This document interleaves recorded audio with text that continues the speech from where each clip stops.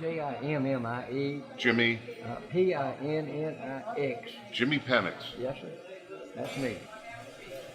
1954, I got out of radio school and I became a disc jockey. And well, not a disc jockey, and do everything else at a small radio station. And our station was located at the corner of 4th and Main, 4th and Mound Street in Grenada. A little 250-watt station. And I played country music, and John Marascalco came on and got a job at the same station that I was.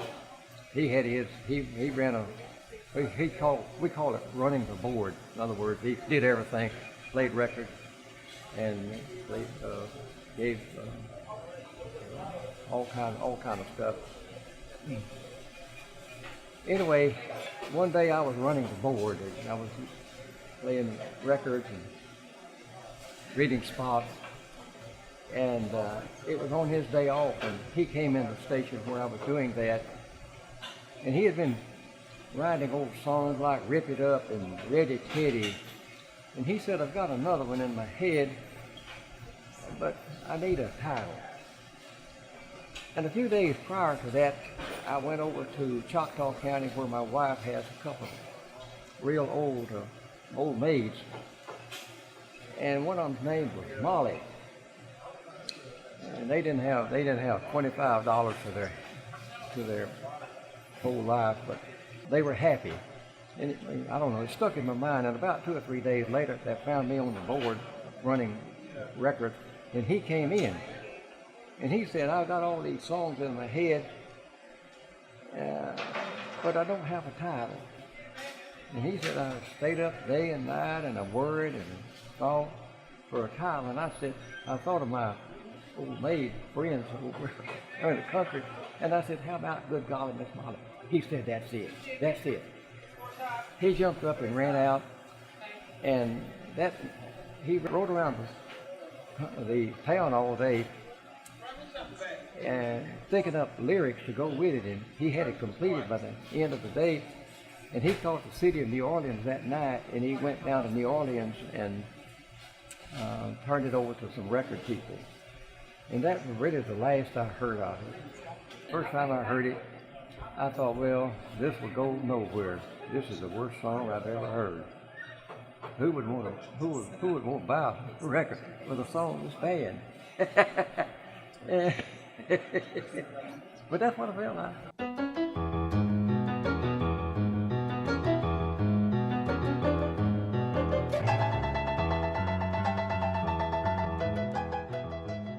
Sometime after that, he came to the radio station where I worked at the corner of 4th and Mound. And about 30 people came. And there was a whole lot more rooms than that. And he sang these songs, he's done that and all that stuff. And the girls would squeal. Every time they do that, they liked that, and they would squeal.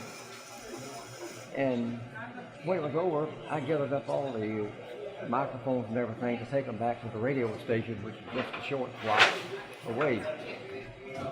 And he was walking along beside me, well, maybe not beside me, but with me, and several other people walking to the parking lot at that radio station. And 2 or 3 boys kind of ganged up on him, and because their girlfriends liked all that stuff, he's putting on. And they got kind of jealous, and they kind of got around and tried to pick a fight out of him. But he knew he was old. He was whipped, no need to do that. So he kind of brushed it off, nothing happened to it. From then on, I kind of lost track of him. He got to writing songs, and he quit his radio job.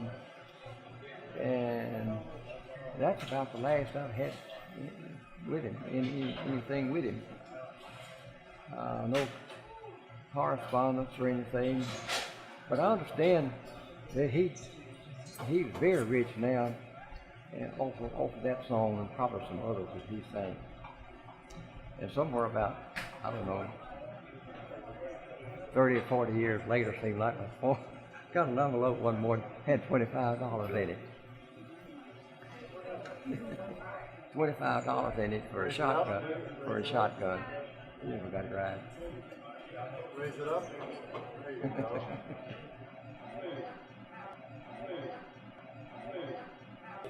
And that's about all I have to say.